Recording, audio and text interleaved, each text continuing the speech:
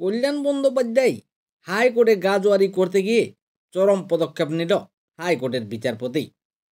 2021 সালে কাঁকড়োগাছির বিজেপি কর্মী অভিজিৎ সরকার খুনের মামলায় কলকাতা পুলিশের অবসরপ্রাপ্ত নারকেলডাঙ্গা থানার তৎকালীন ওসি শুভজিৎ সেন এবং খুনে সাহায্যকারী সুজাতা দে এবং তৎকালীন এসআই রত্না সরকার ও হোমগার্ড দীপঙ্কর দেবনাথকে গ্রেপ্তার করে সিবিআই। গতকাল শুক্রবার সেই মামলার শুনানি ছিল। আর সেই মামলার শুনানির শুরুতেই কল্যাণ বন্দ্যোপাধ্যায় সিবিআইয়ের বিরুদ্ধে তোপ দাগেন। তার প্রশ্ন, 4 বছর পর হঠাৎ কেন গ্রেপ্তার করল সিবিআই? এরপর তার মক্কেলদের অন্তর্বর্তী জামিন চান তিনি। কিন্তু কলকাতা হাইকোর্টের বিচারপতি শুভ্রা ঘোষ জানান, আগামী সোমবার থেকে যেহেতু তিনি 15 দিন সার্কিট বেঞ্চে থাকবেন না, তাই পরের অংশ 15 দিন পর শুনবেন।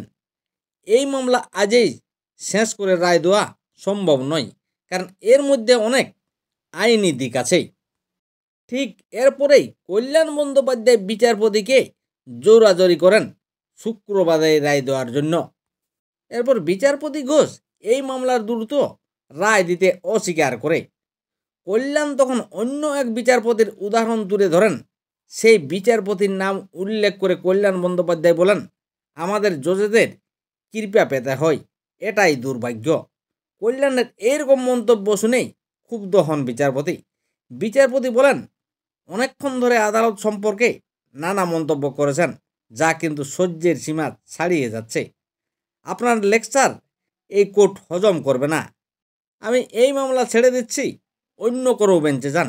এরপরেই বিচারপতি কার্যত কল্যাণ বন্দ্যোপাধ্যায়কে ধমক দিয়ে এই মামলা রিলিজ করে দেন।